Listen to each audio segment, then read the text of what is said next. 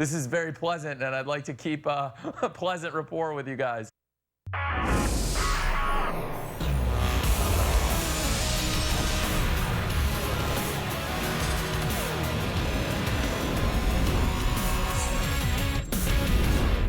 It is Sports Center with Jan Dan, presented by McDonald's. Good to see you again. Hope you're staying warm. Hope you're staying safe. The pandemic trudges on, and another league had a shot at a virtual draft, and I'm not going to lie, they're figuring this out. It looked great. Broadcast was great. You saw it here on TSN. And interesting draft. The Minnesota Timberwolves had the #1 overall pick. Let's hear it from the commissioner, Adam Silver. With the first pick in the 2020 NBA Draft, the Minnesota Timberwolves select Anthony Edwards from the University of Georgia.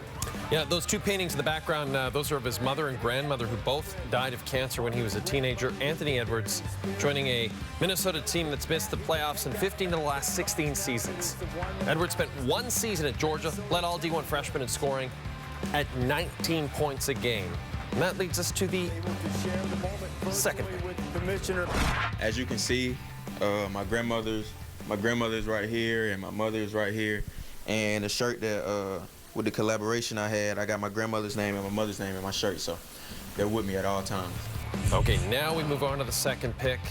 The Warriors taking James Wiseman with the 2nd overall pick. Wiseman only played 3 games for Memphis before being suspended by the NCAA for recruiting violations. He is 7'1", a 7'6" wingspan. Wiseman averaged 19 points, 10 boards, and 3 blocks in those 3 college games. LaMelo Ball rounds out the top 3. He's off to Charlotte. He and his brother Lonzo, first brothers to be top 5 picks in NBA history. LaMelo did not go to college, averaged 17 points, nearly 7 assists in Australia's top league last season. Didn't play that many games there, though. The draftees had to wait 5 months longer than normal.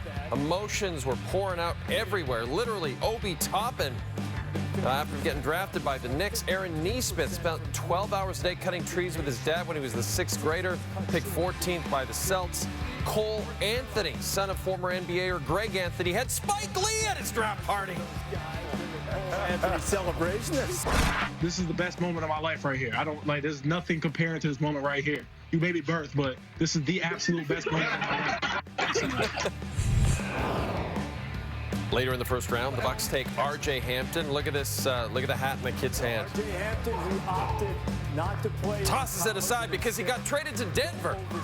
He'd already been traded to Denver, so don't throw that away. The Raptors took point guard Malachi Flynn with the 29th pick. Flynn won the Mountain West Player of the Year and Defensive Player of the Year at San Diego State last season. He was more of a bucket getter who could really shoot it off. He's a modern NBA point guard. He kind of do it all on the offensive end. A lot of people are going to talk about pick and roll, shooting off the dribble, shoots the 3-ball well. Obviously defends at a high level as well. So, you know, I wouldn't say, you know, necessarily fits for our development system, but just a guy that we really liked and we think can come in and play a little bit for us, but also will continue to develop under obviously the leadership of Kyle and Fred. And, you know, those are 2 good guys for him to learn under. Malachi Flynn, by the way, the Mountain West Player of the Year, Defensive Player of the Year. He is the first San Diego State first-round draft pick since Kawhi Leonard. That's pretty cool. Raptors also selected Jalen Harris with the 59th pick of the draft, 6'5" shooting guard from Nevada. That leads us to the Coors side seats, now joined by Jack Armstrong and our Raptors reporter Josh Lewinberg. Raptors drafted Malachi Flynn at 29, Jalen Harris at 59, so they solidify that guard depth. And you wonder if they're maybe trying to protect themselves a little bit for a potential Fred VanVleet departure. Guys, I'd love to get your thoughts on the draft. We'll start with you, Jack. I like it. I'm a huge Malachi Flynn fan. I had an opportunity to watch him play quite a bit this year for San Diego State, getting ready for the NCAA tournament. Unfortunately, we didn't have it. But nonetheless, I think the guy's a terrific two-way player. He's excellent in screen and roll. He can shoot the ball. He's a sound defender. He played on a team that had the longest winning streak in college basketball. Big-time winning player. And kind of like a guy that, like a Fred VanVleet coming out of college, that when I look at him, he just has a tremendous makeup. So for him to be an apprentice for a guy like a Kyle Lowry and Fred VanVleet, I think that's a really positive thing. And then Jalen Harris, I liked him at Nevada. He can create his own shot. He's a good scorer. Transfer from Louisiana Tech to there. Both of these guys are experienced guys. And one thing I'll say as well, I think it's going to be difficult. I don't care who you are in this draft to make a major impact this year. You're getting drafted tonight. Training camp's in 2 weeks. The season's starting in about a month. I think it's going to be really hard for this draft class to do a lot. So I think if you can get guys that you feel like you can develop and bring them along, and I think these two guys the Raptors have can do that, I think it fits nicely. And last but not least, Malachi Flynn, yes, he's an alumnus of San Diego State. Kawhi Leonard's a free agent at the end of next season. Bring him back. And we also know, of course, that the Raptors have had success with undersized point guards before. So there's a lot to like here. And clearly the Raptors liked Malachi Flynn. It's not hard to see why. He checks off a lot of boxes, both on the court, and Jack mentioned a lot of those. He's tough. Even though he's undersized, he's smart. Hard-nosed defender, can do a lot of things offensively, but off the court as well. He's a high-character guy because he's 22 years old, and an older prospect, something that the Raptors have liked before. Maybe he's the type of guy that can step in and make an impact more so than some of these other guys can in such an unusual draft year. Yeah, I mean, the obvious comparisons are to Kyle Lowry and Fred VanVleet. That's not lost on the Raptors. Bobby Webster making those comparisons, and it's not lost on the player either. We just spoke to Malachi Flynn, and he said, listen, Fred VanVleet is an inspiration to me. A 6-foot guard, a guy that was in school for 4 years, overlooked and all of that, and everything that he accomplished. So I think that there's a lot to gain for a guy like Malachi coming in and learning from those two guards. I don't think there's anything to be alarmed about if you're a Raptors fan. They didn't draft Flynn as a VanVleet or Lowry replacement, at least not immediately, but it is insurance knowing that VanVleet is a free agent and Lowry is turning 35. But we know the Raptors like to use multiple point guards on the floor at one time. In fact, I think Nick Nurse really missed having a third point guard on the roster last year. So now you bring in a guy, you can plug him in right away. He can give you some minutes and also develop under two really good and maybe kind of similar point guards. Gents, the top 3 picks went as expected, including LaMelo Ball to Charlotte at 3, which means there is a chance we get to see the one-on-one between his father, LeVar Ball, and Hornets owner Michael Jordan. Guys, which team made the best pick in the top 3? Start with you, Jack. Well, first of all, I don't want to see that MJ would just destroy the old man if they end up playing. So that's like Mickey Mantle playing against Mickey Mouse. That would be the comparison I would use. But to me, I love James Wiseman. I think that young man has a chance to be really special. You know, we only got a chance to see him play 3 games at Memphis. But if you've done your homework on this kid, he's got an incredible ceiling. I know the league is more perimeter-oriented right now. Edwards and Ball kind of fit that profile a little bit more in terms of your top 3 picks. But nonetheless, I'm a big Wiseman fan. And if I had to go with someone else, I would say Ball. He's just a fascinating talent at 6'6", 6'7", with a great handle. Got to improve his shot. But nonetheless, the top 3 guys, all real good. Again, though, don't forget, it's going to be a difficult year for any player to make a major impact with such a quick turnaround. Well, I really like LaMelo Ball coming into this draft. I think he's probably the most dynamic player in the draft, already one of the best passers in the world, and I think there's upside there. He still needs to learn how to shoot, become a better defender, but I think it's great value at 3rd overall for Charlotte. It's an interesting fit because they are guard heavy right now, but when you're a rebuilding team so early in the rebuilding process, I don't think you worry about fit so much. You try and get the best player available. I think Ball is that. And like you guys, I'm looking forward to seeing MJ versus LeVar. Let's make it happen. Jack, Josh, thank you so much. We got to move on. Some bad news for the Golden State Warriors. According to Chris Haynes of Yahoo Sports, the Warriors fear that Klay Thompson has suffered a significant Achilles injury. Thompson suffered the injury while working out. Has an MRI scheduled for Thursday morning. Thompson has not played an NBA game since tearing his left ACL in Game 6 of 2019's NBA Finals matchup against the Raptors. Now, before the draft, the 76ers agreed to trade Al Horford to the Thunder. As part of the deal, Philly will also send the 34th pick in the draft, 2025 first-rounder pick, and a prospect to OKC. Bottom line is, the Oklahoma City Thunder have all the draft picks for the next 5 years. Yeah. And Danny Green, I hope he hasn't called a moving company yet. He should hold off. He's probably on the move again after this. The NBA, they've set their schedule for next season. So what's the holdup for the NHL? Why hasn't the league told us when we'll see hockey again? As our hockey insider Pierre LeBrun tells us, the reason is simple. To quote the late Mark Felt, follow the money.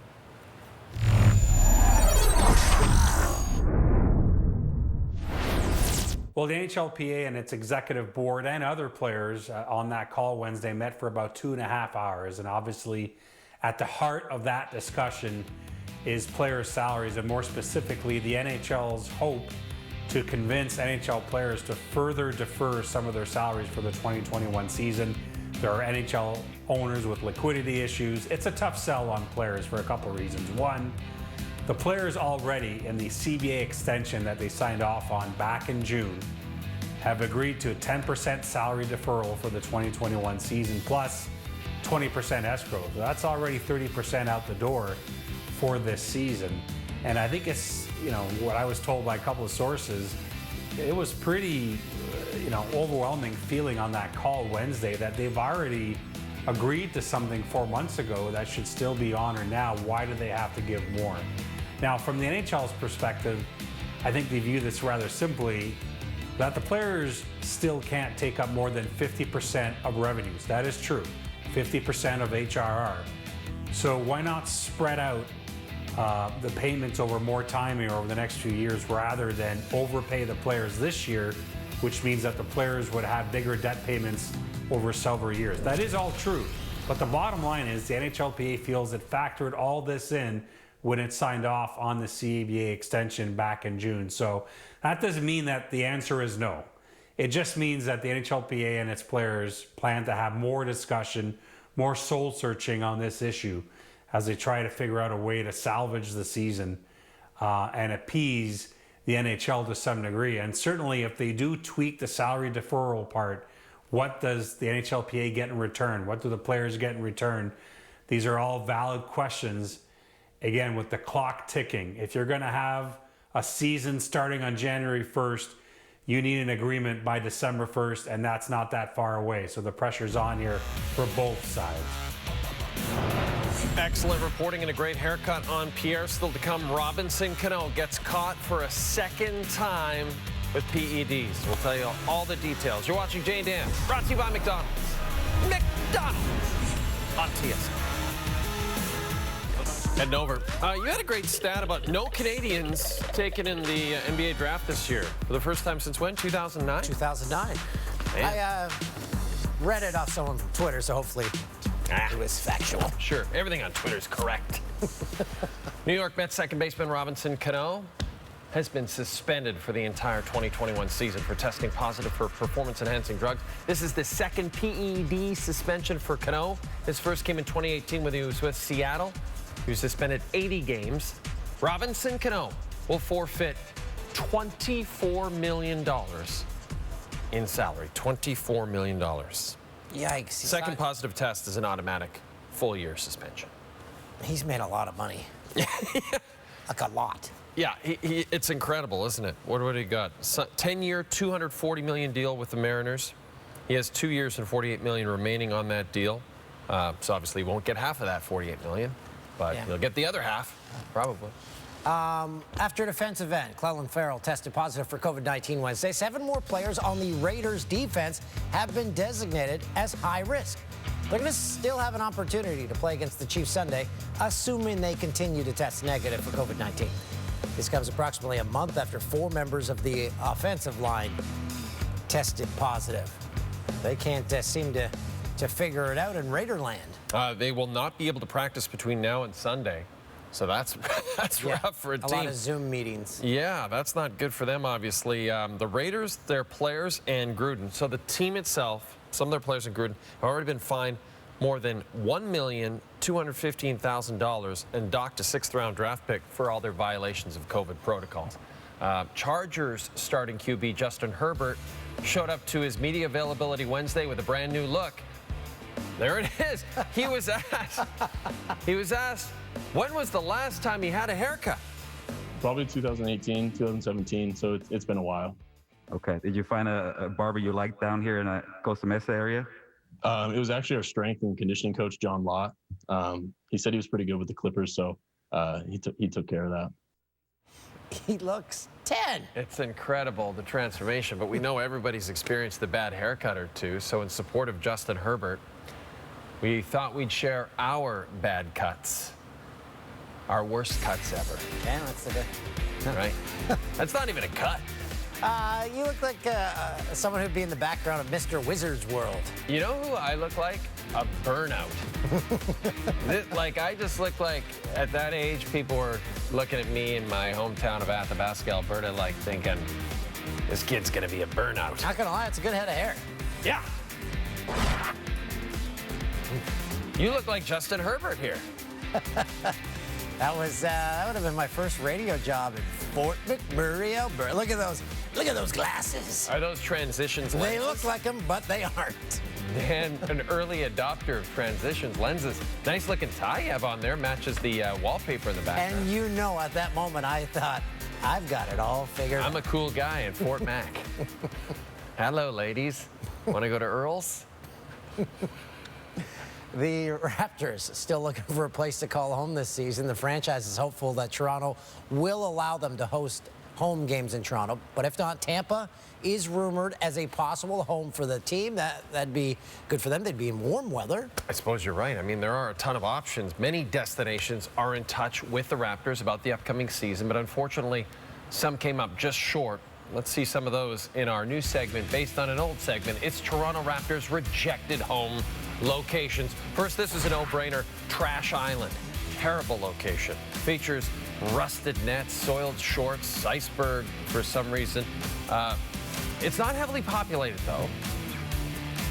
The bad side is same division as the Rats, and you do not want to face the Rats multiple times in a season. No, they bite. Next, it's Davada's car dealership. Features professional environment, basketball expertise, pros, 0.5% financing on all new models. I was at 0% finance. Yeah, I'd go 0. And the cons, cars in the way. He's got way too many cars. You can't play a basketball game when there's cars in the way. And finally, actual Jurassic Park. You've got guided tours, unelectrified fences. You've got Newman from Seinfeld. The good thing is nothing could possibly go wrong. No. The bad thing is the dinos are killing Newman from Seinfeld. The real ones, I mean, not the Raptors. That's been Toronto Raptors rejected home locations. I want to go back to those haircuts again. I sent my mom a message and I said, can you look in my photo album, see if I have any bad haircuts? She goes, well, it's not going to be good because there was a lot of them. She had plenty to choose from over the many years of your life. For my graduation photo in high school, I had a shaved head. Well, we're going to see that later in the show. Isn't that right, Tim? No, apparently not. Break time? Okay. Still to come.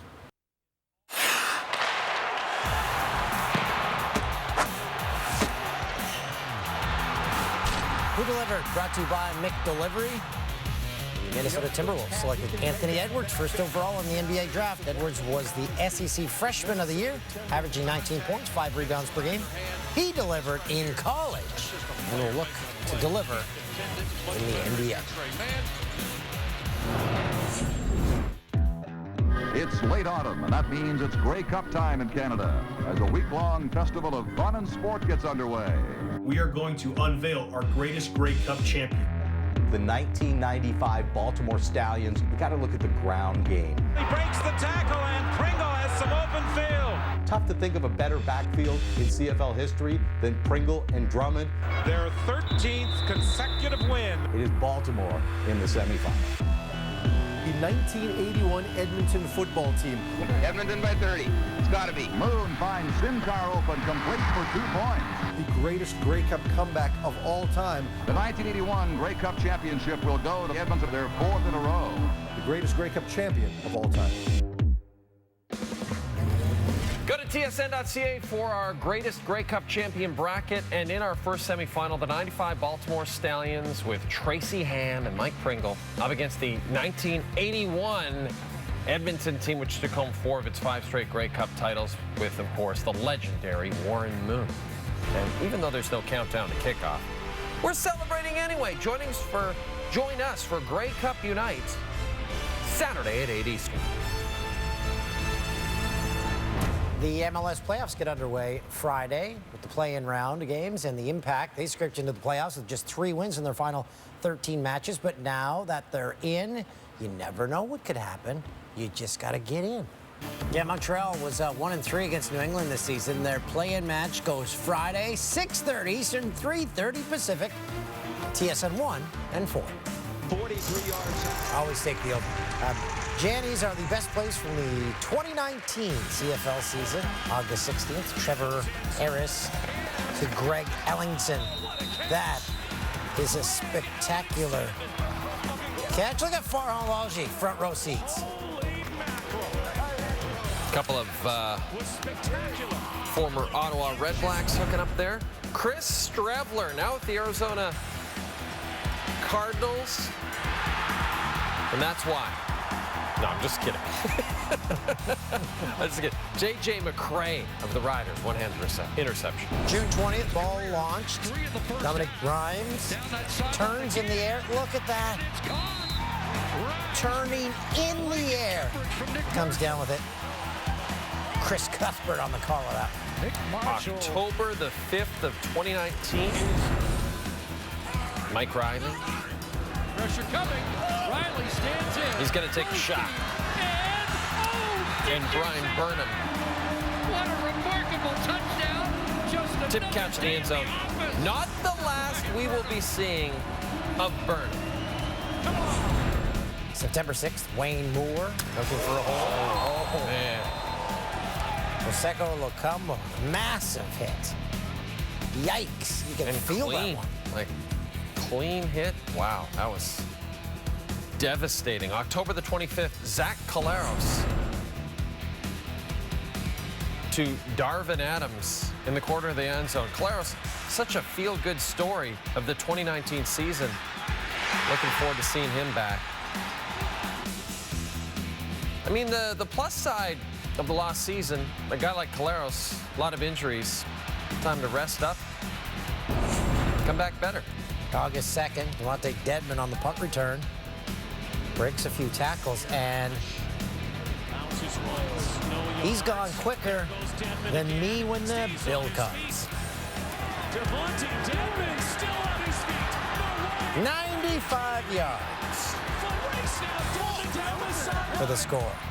An amazing return by Devontae. That was amazing, Rod Black.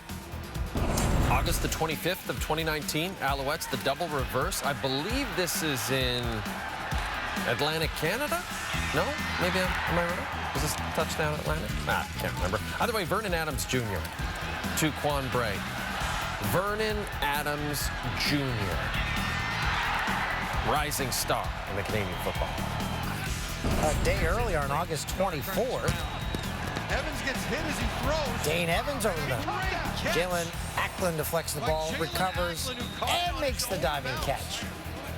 And boy, did Dane Evans eat a shot here as he's getting This Janice has been great, but it really makes me miss the CFL. I know. on the other end. And again from October the 5th, more from Brian Burnham.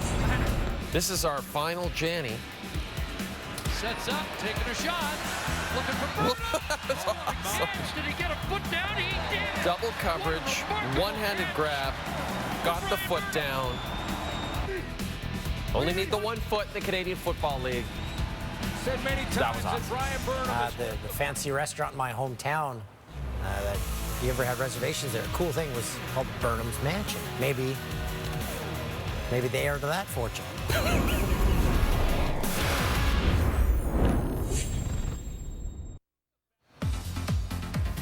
Brand new Jay and Dan podcast. Who the heck's on it? Graham Dillette. Graham Dillette. Go listen. It's the worst play of the day. Toledo, Eastern Michigan Eagles QB Preston Hutchinson. It's a weird field. Not a good Under pressure. It is a very weird field. The field is like it's a dream. Shovel pass right into the hands of Jamal Hines, who plays for Toledo and returns it for the touchdown. Field of my dream. The dream sequence and Kirby Doc. Ridiculous back heel pass, one-time goal. Look at that. Insane skill. Good for the highlight of the night. Can't wait for the World Juniors. Movember means we're growing mustaches to raise funds and awareness for men's health. There's where you can donate to us. We would really appreciate it. It's all going to a good cause. Time for an update, starting with me. I'm going to do a food check. No, you're clean. You getting any crumb collections yet? No, but I tried to trim it a little bit, but this is getting away from me now. Nice and clean. Good. Keep that stash clean. If you're growing one, keep that stash clean. Now, you enjoyed a Big Mac meal right before the show. Any remnants of 2 all-beef patty, special sauce, lettuce, cheese, pickles, onions on a sesame seed bun? Probably. Probably. It's looking good, though. By the way, how fast was that delivery order? It was very quick. Mixed delivery. Our popular You Blew It segment, Dan, you struggled with the word details during your intro to Ryan Rashog's piece. You struggled with the words offensive line during the Raiders news. You struggled with the word mistakes during your top 10 intro. And during the Greg Ellingson, Janny, you said that this was Farhan Lalji.